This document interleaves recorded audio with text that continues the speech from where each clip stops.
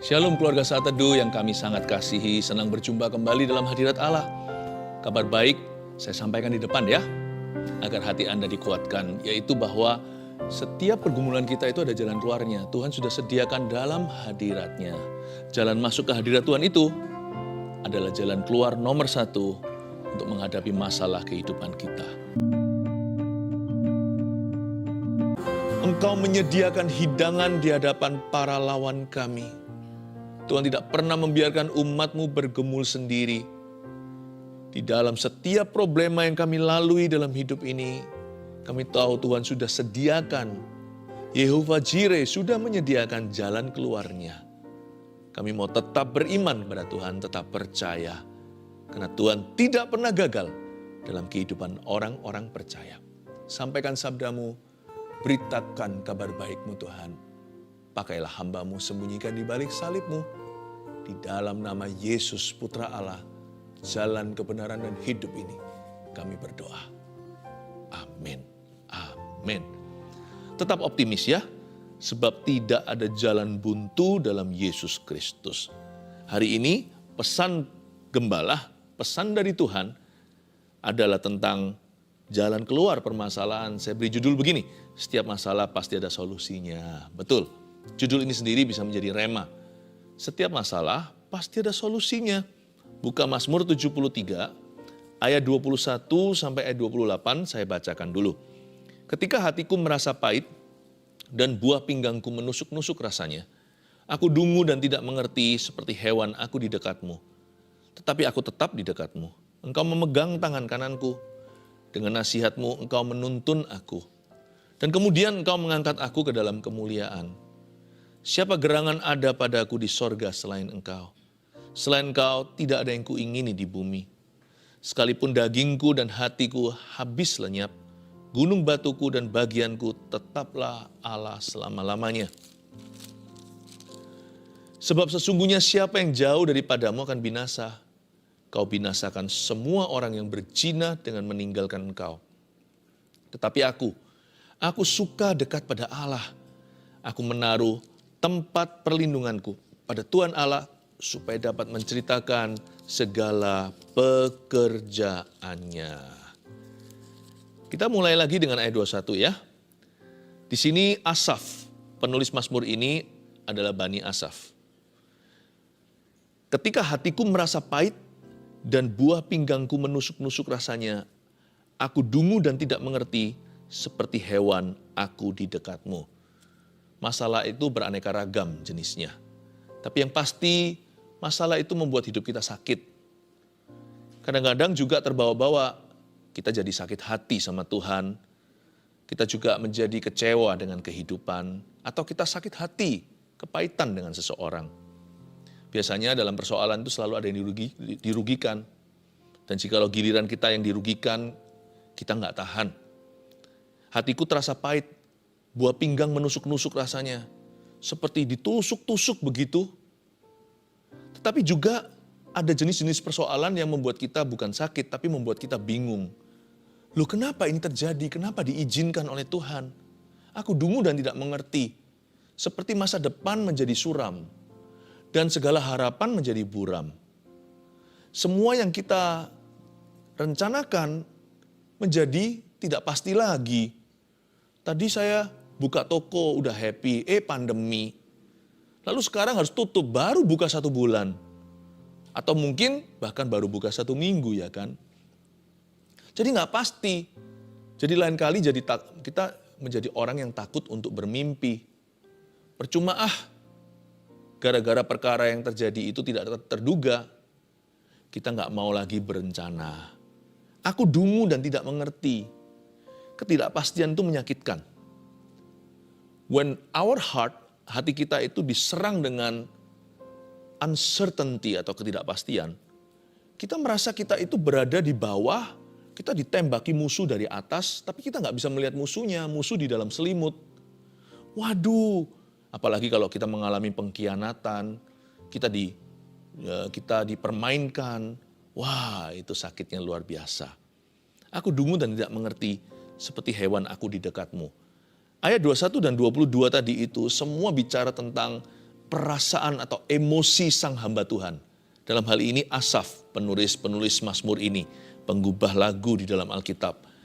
Dia curahkan hatinya dalam lagu gubahannya. Karena Mazmur itu kan nyanyian. Ayat 21 dan 22 bicara tentang feelingnya. Wah, feeling, nothing more than feeling. Tapi untungnya tidak berhenti di sana. Ayat ini tidak berhenti di ayat 22, masih ada ayat 23. Ayat 23-nya indah. Tetapi, dengan kata tetapi itu, dengan kata lain, dia tidak menganggap ayat 21 dan 22 itu sebagai penghenti. Dengan kata tetapi, Asaf mau berkata kepada kita bahwa ada jalan keluarnya. Masih ada jalan lebih tinggi, kita bisa naik banding ke Tuhan. Jangan izinkan hidupmu dan hatimu, pikiranmu dijajah oleh perasaan. Emosi kita itu tidak selalu tepat.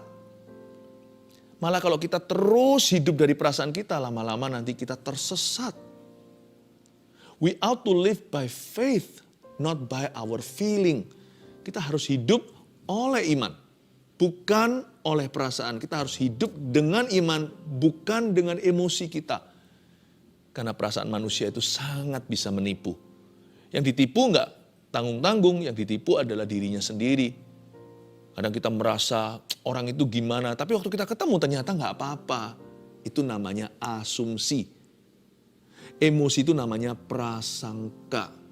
Kita merasa orang paling malang di dunia sampai kita ketemu dengan orang yang lebih malang dari kita. Kita berkata, wow, buat apa aku kemarin nangis seperti itu sampai mau bunuh diri segala, ternyata masih ada lebih parah dari aku, malah aku bisa tolong dia.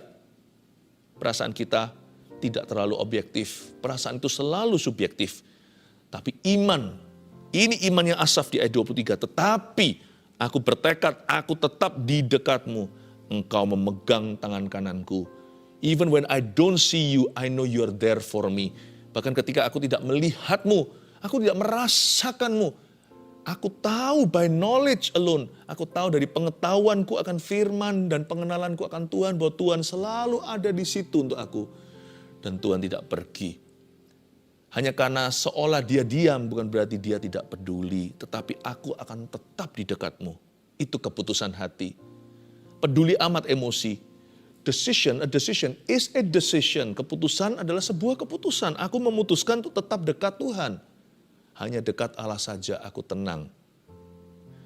Daripadanya lah keselamatanku, sebab dialah gunung batuku. Tetapi aku tetap di dekatmu.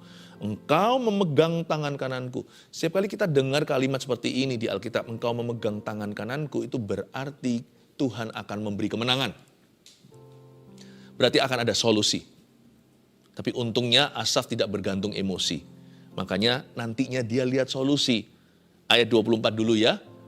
Dimulai dengan ini solusinya, dengan nasihatmu engkau menuntun aku. Isn't that wonderful? Dengan nasihat Tuhan, Tuhan menuntun kita. Tuhan gak menuntun kita itu dengan cara ngeroh tak jelas. Tuhan itu nasihat Tuhan itu sangat mendarat. Very grounded. Berarti nasihat Tuhan itu gak jauh loh. Dan nasihat Tuhan tidak harus mahal. Malah seringkali solusi hidup kita yang pertama itu biasanya Tuhan berikan cuma-cuma. Nggak perlu bayar harga dan nggak perlu bayar siapa-siapa. Dengan nasihatmu engkau menuntun aku, kita aja harus bisa menemukan nasihat Tuhan itu ditaruh di mana, bahkan tidak disembunyikan. Tersembunyi karena kita nggak mau buka. Alkitab namanya. Alkitab ini for free di tanganmu. Andai kata ada yang belum punya Alkitab, tolong beritahu kami. Saya belum punya Alkitab. Nanti kami kirim. Dan banyak anak-anak Tuhan di mana-mana orang Kristen dengan senang hati akan memberimu for free. Hanya karena Alkitab itu free. Meskipun kita kalau ke toko buku ya harus beli. Tapi banyak orang peduli agar orang yang belum memilikinya mempunyai Alkitab ini. Hanya karena itu tidak perlu kita bayar harga gimana. Apalagi kita berada di negara yang bebas beragama. Wah, hanya karena itu tidak perlu kita bayar sesuatu, bukan berarti itu murahan. Alkitab ini adalah nasihat tuntunan. Yes, ini tuntunan Allah. Ini pelita harapan kita, pelita bagi kaki, terang bagi jalan. Dengan nasihatmu engkau menuntun aku, tapi nasihat bukan hanya ditemukan dalam Alkitab. Ada banyak orang-orang yang baca Alkitab dan sungguh-sungguh cinta Tuhan, bukan membacanya untuk menggurui Tuhan, bukan membacanya untuk menyalah-nyalahkan orang, untuk berdebat sama orang, bukan. Tidak sedikit di dunia ini orang-orang sekeliling Anda yang membaca firman Tuhan itu dengan pencerahan Roh Kudus. Dan yang mereka baca kelihatannya untuk mereka, tapi sebenarnya sebagian daripada yang mereka baca itu adalah solusi untuk dirimu. Makanya di sekeliling kita ada orang-orang Majus. Orang-orang Majus yang tidak pakai pakaian raja.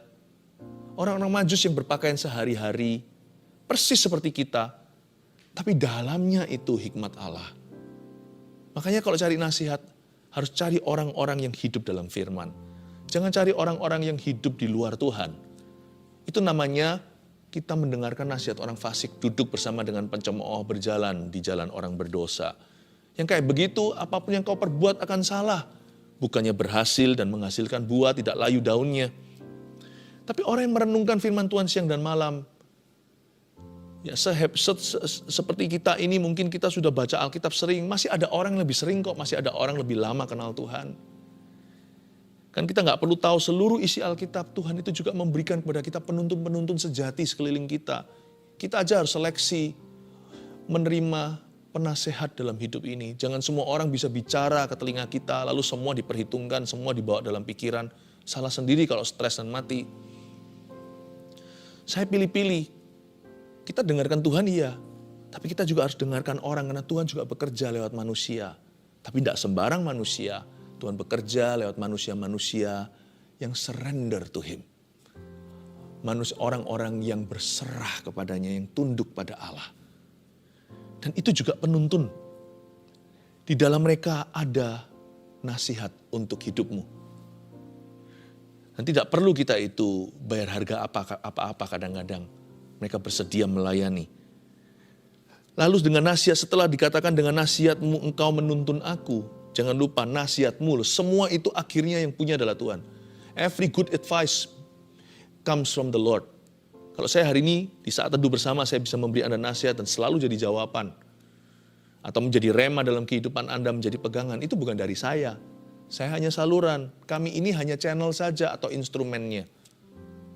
Anugerah kasih karunia itu datang dari Bapa. Karena itu setelah kita memberi nasihat, kalau orang lain ditolong, janganlah kita sombong. Itu bukan kita, bukan Anda dan saya. Kita hanya surrender aja, Dia yang memakai kita. Jadi semua nasihat itu nasihatmu. Tuhan sumbernya. Tapi Tuhan memakai berbagai cara. Tapi cara apapun yang Tuhan pakai selalu tidak pernah melanggar firman Allah yang tertulis. Alkitab ini adalah standar tertinggi kita. Dengan nasihatmu engkau menuntun aku. Dan lihat ya, dan kemudian engkau mengangkat aku ke dalam kemuliaan. Dan kemudian ini bisa 1 bulan, bisa 1 minggu, bisa 1 hari, bisa 1 jam.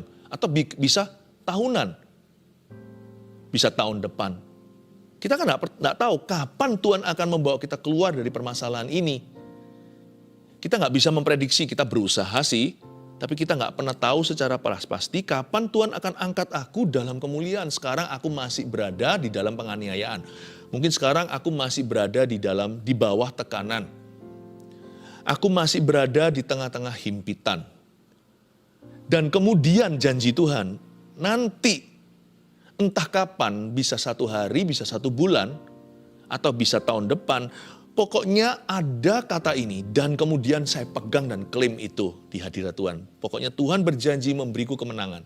Sekalipun aku salah, kalau aku belajar dari kesalahanku dan aku bertobat, Tuhan maafkan, Tuhan ampuni dosaku. Dan kemudian Tuhan akan memulihkan.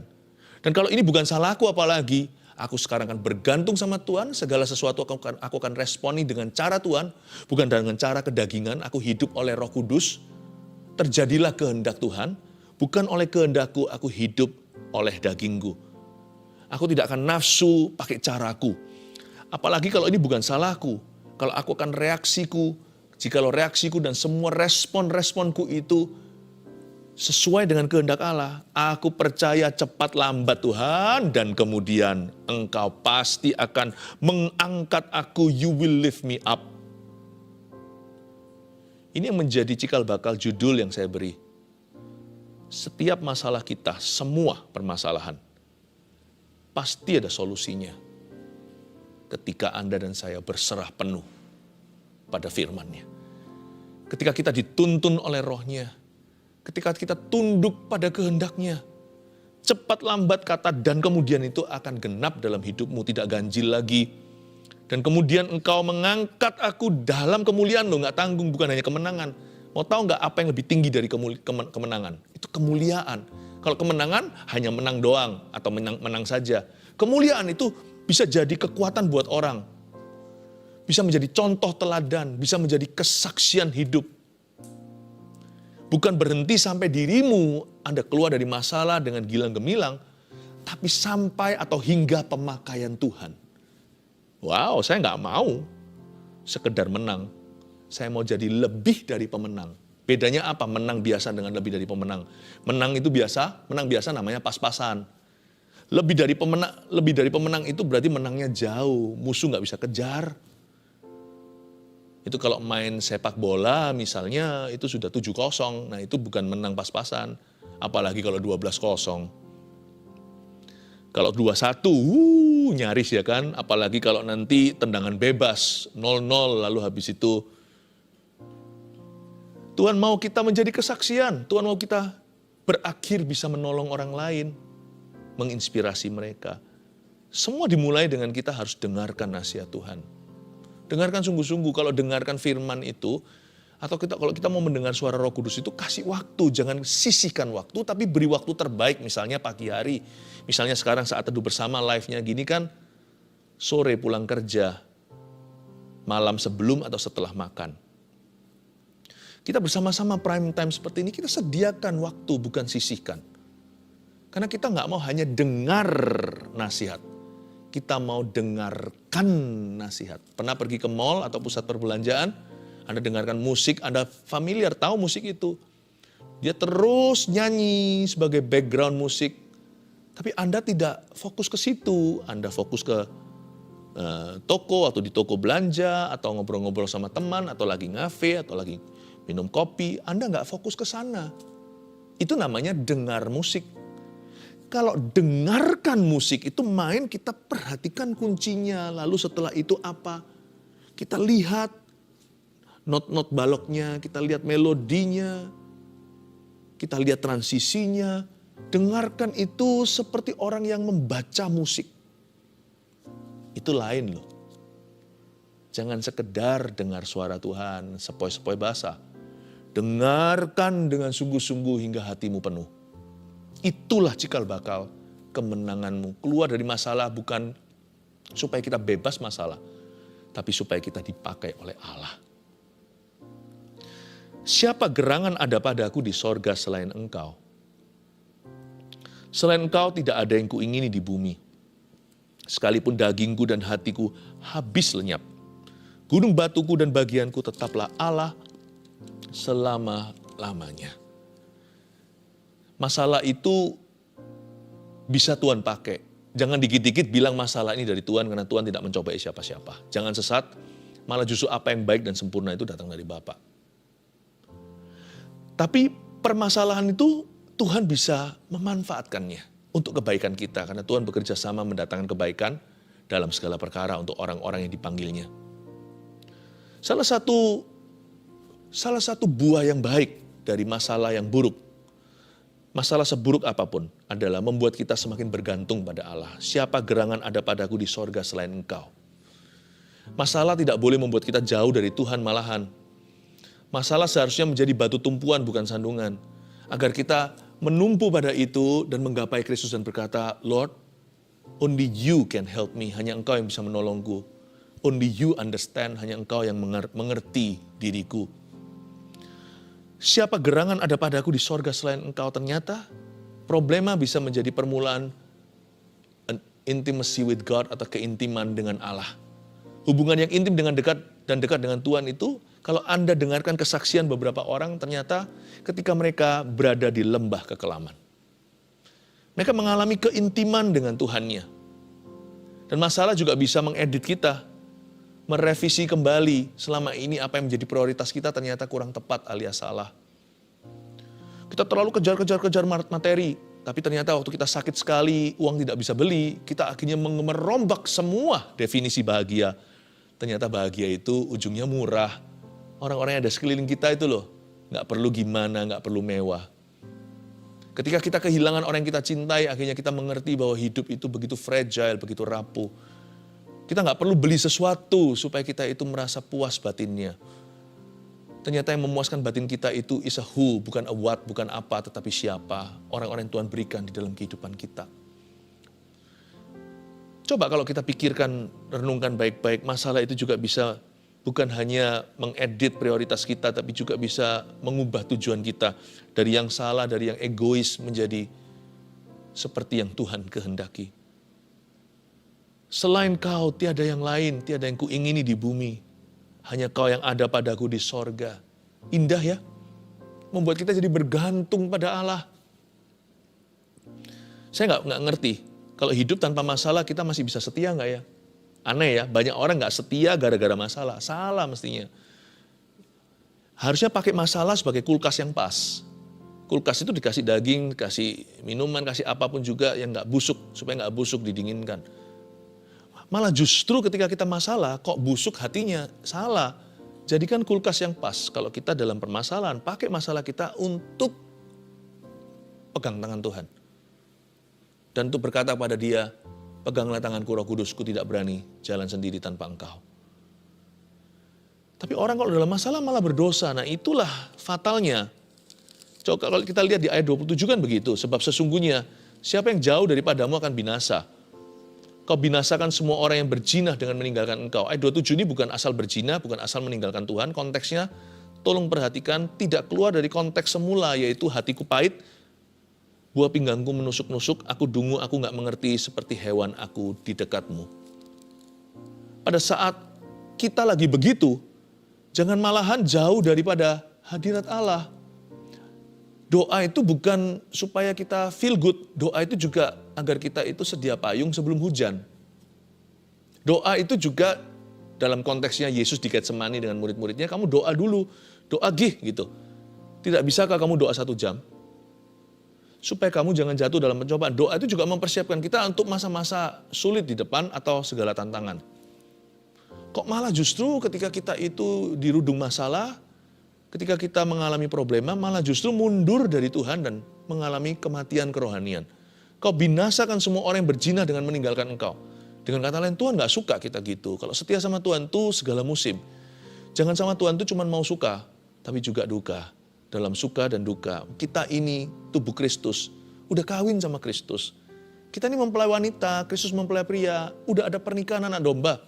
Ikut Tuhan tuh gak boleh setengah, gak boleh pas-pasan, gak boleh tanggung.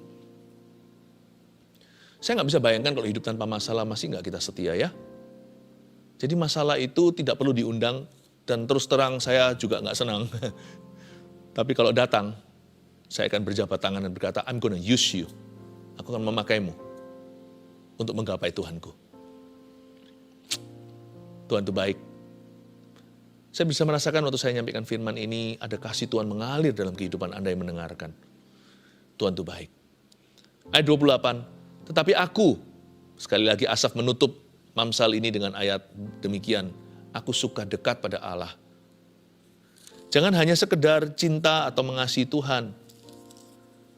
Kita harus suka sama Tuhan. Suka sama Tuhan. Ya aku cinta keluarga aku, tapi aku lebih suka untuk hang out dengan teman-teman. Aku sih cinta mengasihi Tuhan, tapi kalau untuk baca Alkitab aku enggak suka. Itu aku baca Alkitab, baca firman itu karena terpaksa. Bukan terpaksa lah, karena disiplin. Tapi hobiku main game. Bolehlah hobi main game asal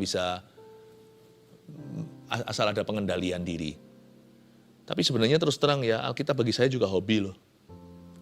Saya juga senang sekali, suka membaca ini. Suka nyanyi-nyanyi, menyembah Tuhan. Daripada karaoke yang gak jelas di luar sana, mendingan saya karaoke di dalam hadirat Allah. Tuhan yang dengarkan, Tuhan gak pernah keberatan. Tapi aku suka dekat pada Allah.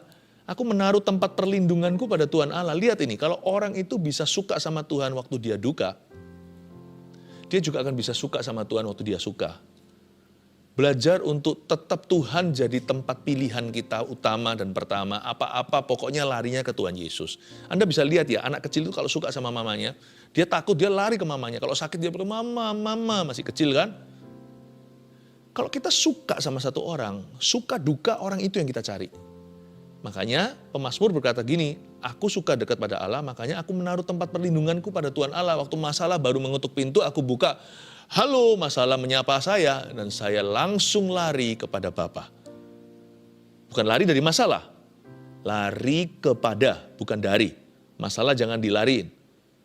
Lari kepada Bapa. Aku menaruh tempat perlindunganku pada Tuhan Allah, supaya dapat menceritakan segala pekerjaannya. Karena dia tahu waktu dia lari ke Bapa hanya ada satu solusi nanti yang terjadi.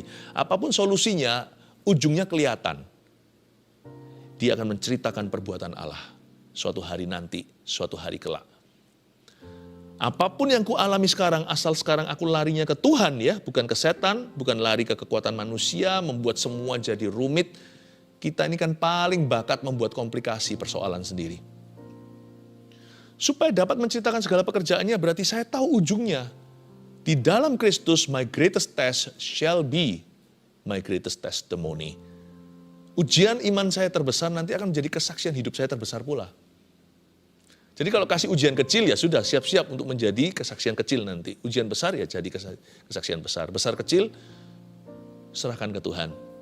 Supaya dapat menceritakan segala pekerjaannya kepada generasi berikutnya atau kepada orang berikutnya yang nanti Anda tolong lewat kesaksian hidupmu.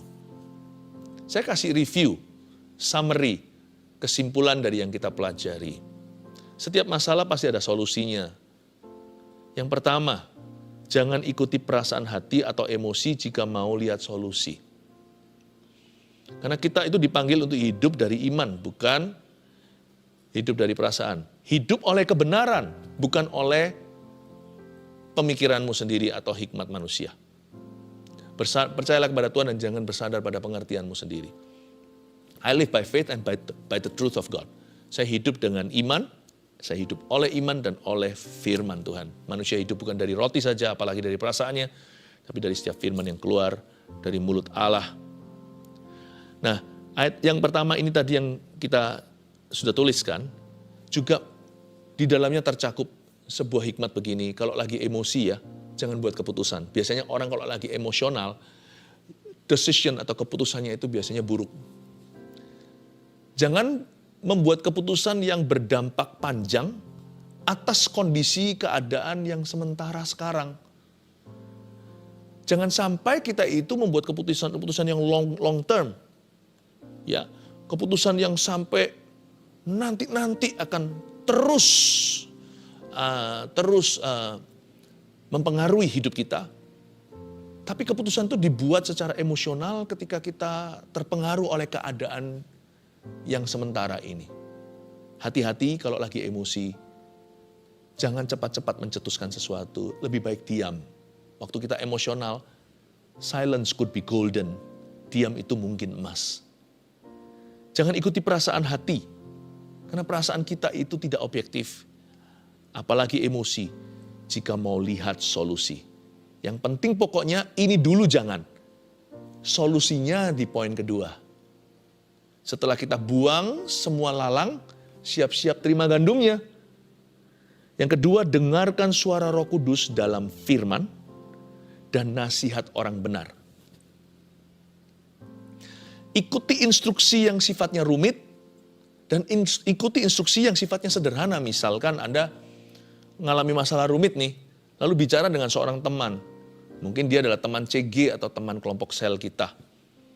Atau Anda ngomong gitu, Anda kecewa, orang ini nggak bisa memberi solusi yang praktis. Dia hanya berkata bersyukur aja, bersyukur. Tapi kalau Anda lihat hidupnya orang itu bukannya nggak punya masalah, orang itu hidupnya setia. Jangan remehkan loh, jangan berkata, ini bagusnya apa untuk aku? Yang aku butuhkan sekarang itu money. Mungkin gitu ya, masalahnya keuangan. Aku ini harus bayar besok lusa. Kok disuruh bersyukur saja? Meskipun itu bukan solusi praktisnya. Tapi ada nasihat yang, itu ada sebuah nasihat yang benar. Dan kedengarannya terlalu sederhana tetap lakukan karena itu adalah clue pertama sebelum nanti akan Tuhan bukakan clue selanjutnya. Clue selanjutnya mungkin bukan orang CG, akan terjadi di marketplace atau di tempat kerja Anda. Setelah Anda bersyukur, wajah Anda ceria, tiba-tiba entah gimana Anda terkonek dengan seseorang, ada yang sangat suka dengan kepribadian Anda. Lalu terjalin hubungan dan akhirnya berkata, sudah aku akuisisi aja. Saya aja yang bantu kamu, kamu kerja untuk aku. Toh aku ini punya modal, gak ada orang yang bisa aku percaya. Keluarga aku sendiri pun belum ada satupun bisa aku percayai. Tapi saya tahu Anda ini gimana-gimana. Lalu akhirnya ternyata menjadi jalan keluar problema Anda. 2 hari lagi. Anda gak pernah ngerti loh, mujizat itu bisa terjadi dari tempat yang tak terduga. Mungkin sesuatu yang sifatnya too simple. Tapi kalau yang simple itu dari Yesus, itu 5 roti 2 ikan sebelum 5.000 orang makan. Jangan pernah remehkan. Ikuti tuh instruksi yang rumit, yang susah diikuti kalau Tuhan yang suruh. Termasuk yang gampang yang kita akhirnya berkata, apa iya? Dengarkan suara Roh Kudus yang ditemukan dalam firman Allah, yaitu Alkitab. Dan dengarkan firman Roh Kudus, dengarkan suara Roh Kudus dalam nasihat orang-orang benar dan takut akan Allah. 3. Beriman percaya bahwa masalah ini akan menjadi kesaksian nanti. Beriman dulu, beriman percaya. Karena iman itu jalan ke satu solusi sesungguhnya. Tanpa iman kita nggak bisa senangan Tuhan. Iman itu jalan masuk kasih karunia Roma 5. Berarti faith is always the first solution before all the other solutions. Sebelum solusi lain dibukakan sama Tuhan. Kunci-kuncinya itu ada setiap kamar, gudang, semuanya. Tapi kunci masternya, kunci utamanya itu selalu iman. Pintu pertama yang harus dibuka adalah pintu hati untuk percaya. Iman itu selalu solusi nomor 1, tapi bukan solusi satu-satunya. Nanti akan ada divine koneksi atau koneksi ilahi, nanti akan ada ini itu, ada hal-hal praktis yang terjadi yang Tuhan izinkan untuk menolong Anda.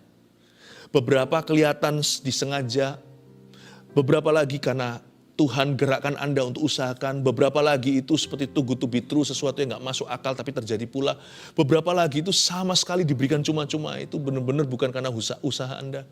Beberapa lagi itu tidak Anda duga, yang di luar mata pernah lihat, telinga pernah dengar, gak pernah dipikirkan oleh otak kita. Tapi kalau Anda buka iman dulu, many things start happening. Banyak hal mulai kejadian. Karena itu berimanlah dan percaya bahwa masalah ini, katakan pada dirimu sendiri, speak to your soul, bicara sama jiwanya. Hai jiwaku, pujilah Tuhan, aku tahu masalah ini nanti akan jadi kesaksian. Bilang sama diri sendiri, masalahku ini akan menjadi kesaksianku cepat lambat nanti. Kalau Anda bisa katakan itu, imanmu bangkit, sesuatu akan terjadi. Setiap masalah pasti ada solusinya. Yang pertama, jangan ikuti perasaan hati dan emosi jika mau lihat solusi. Yang pertama dulu itu. Kedua, dengarkan suara Roh Kudus dalam firman dan nasihat orang benar, mulai menimba apa yang dari Tuhan. 3, beriman percaya bahwa masalah ini akan atau pasti menjadi kesaksian di kemudian hari. Amin. Mari kita menghampiri tahta Tuhan sekali lagi. Nyanyikan lagu ini dan ucapkan iman, sekalipun dagingku dan hatiku habis lenyap, Engkau gunung batuku. Haleluya.